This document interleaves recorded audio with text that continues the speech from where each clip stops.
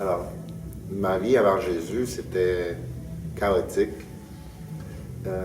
J'avais pas vraiment de direction, je dirais. Je vivais le jour, et puis c'était toujours par émotion. C'était toujours par qu'est-ce qui me plaisait moi, qu'est-ce qui me rendait moi heureux. Quand j'ai découvert le Seigneur, j'ai appris que je dois vraiment faire ce qui plaît à Dieu et en même temps toujours être son représentant. Donc ça m'a changé vraiment. Ça a changé ma perspective de la vie. Ça m'a permis d'aller beaucoup plus dans mon moi intérieur et voir cette relation, cette belle relation que j'ai avec le Seigneur. Comment t'es venu? Et puis, comment je suis venu à Christ, mais en fait, c'est par ma femme, justement, parce que c'est elle qui est arrivée en premier à l'église. Je me souviens encore, elle m'avait demandé est-ce que je pouvais aller à l'église? Est-ce que ça te dérange si je vais à l'église? J'ai dit non, parce que je fonctionnais par émotion. Et puis, du coup, après, elle m'a demandé est-ce que tu voudrais m'accompagner? Est-ce que ça te dérange si j'amène les enfants? Est-ce que... Là, ça a commencé à me poser plein de questions. Là, je me suis dit, OK, mais pourquoi elle me demande tout ça? D'habitude, elle ne me demande rien. Donc, quand elle m'a demandé, ça m'a, oui, choqué dans un sens, mais de la bonne façon. Parce que je me suis dit, mais voyons, ça me plaît qu'elle me pose cette question-là. On n'avait jamais eu cette dynamique-là. Et puis, quand je suis arrivé à l'église, j'ai vu des gens qui étaient heureux. Puis je me posais la question, pourquoi ils sont tous heureux? C'est quoi qui arrive? Et puis, par la suite, quand j'ai accepté le Seigneur, ça m'a rempli. Ça m'a rempli. J'ai eu un vide qui était là, qui s'est rempli. Et puis, je ne sais pas comment vous décrire ça. Mais si vous ne l'avez pas fait, je vous invite à le faire parce que ça m'a vraiment changé ma vie.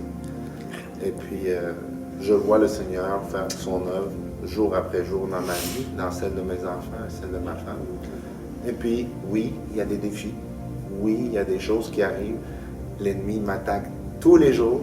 Mais là, je vois la vie d'une autre façon. Donc, je me dis, je me sens heureux quand il m'attaque parce que ça veut dire que je suis dans le bon chemin.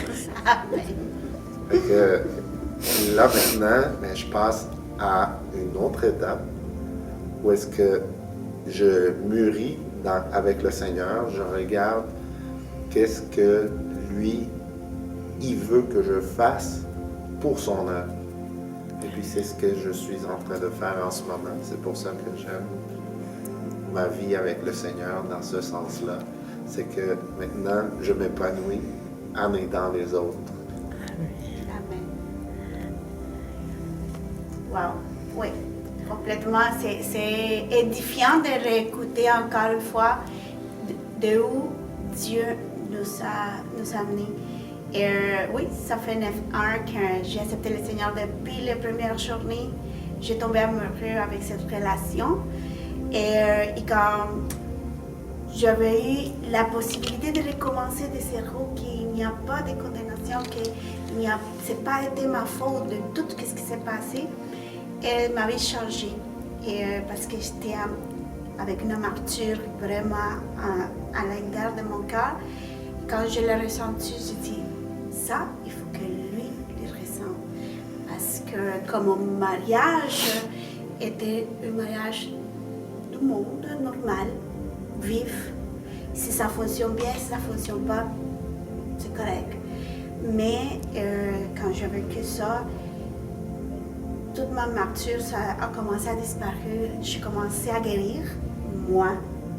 Mais le Seigneur m'a donné la révélation pendant cette période qu'il faut que je change, moi, pour que les autres à côté changent. Mais avec l'intelligence de le Seigneur, pas avec ma propre force. C'était de moi que j'ai prié avec chaque personne dans l'église.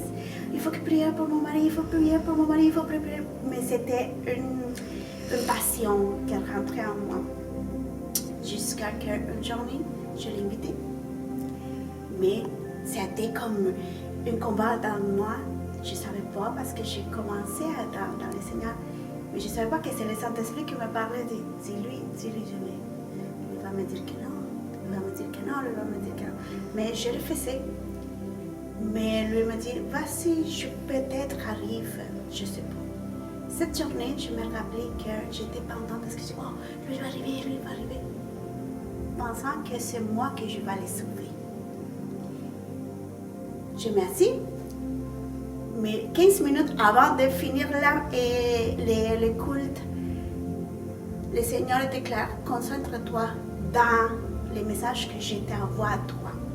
Je fermais les yeux, Pasteur Alberto Carbone a commencé à prier, a commencé à donner le message à notre pasteur. Et dans ce moment-là, j'ai ressenti quelqu'un qui s'assit à côté de moi. Et quand j'ai regardé, c'est lui qui s'est assis à côté de moi. 15 minutes avant de finir la prédication, le culte. Et quand on fait l'appel du salut, lui s'est levé toute seule, aller à l'avant. C'était le miracle le plus puissant de ma vie parce que j'ai prié pour l'âme de mon mari. Parce que je savais que notre mariage a besoin d'un miracle. Même si les personnes nous voyaient bien, mais Adam a été besoin d'un miracle. Le miracle a passé. Et après ça, tout a changé parce que j'ai été marcher comme sans une jambe. Mais à partir de là, j'ai commencé à marcher avec les deux jambes, comme au mariage. Et tout a changé complètement. Parce qu'attendre les miracles, les gros miracles, mais les miracles reviennent chaque journée. Quand tu pries, quand le Seigneur répond avec la vie, quand tu te réveilles, ça c'est un miracle. Je ne comprenais pas ça, mais les mariages commençaient à marcher ensemble. J'ai laissé de côté mes orgueils, j'ai laissé de côté, parce que j'ai eu toujours la difficulté de laisser aller, les choses et je voulais contrôler tout. Même lui, je voulais le contrôler toujours. Et j'ai commencé à lui donner sa place, la place de la tête de la maison. C'était difficile. Jusqu'à aujourd'hui, je travaille là-dessus. 21 ans de mariage, mais aujourd'hui, je suis convaincue que le Seigneur travaille chaque journée, pas parce que je veux, sinon lui, il veut se glorifier dans notre mariage. Ce n'est pas un mariage parfait, mais c'est un mariage qu'aujourd'hui, on peut glorifier le Seigneur. Pourquoi? Parce que était dans le monde, on pensait que les choses ont été bien faites, supposément, au jour à jour. Mais aujourd'hui, on sait que sans le Seigneur, on ne pouvait pas marcher.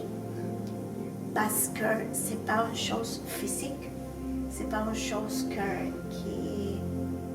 qui dépend de l'argent, qui dépend des enfants, qui dépend même de notre émotion, sinon d'une décision de marcher ensemble. Mais je suis en milieu, parce que tout le monde connaît Dieu, mais pas tout le monde qui connaît Jésus. Ça, c'est la différence aujourd'hui. 21 ans, on pouvait dire que c'est pas n'importe quoi, mais on sait que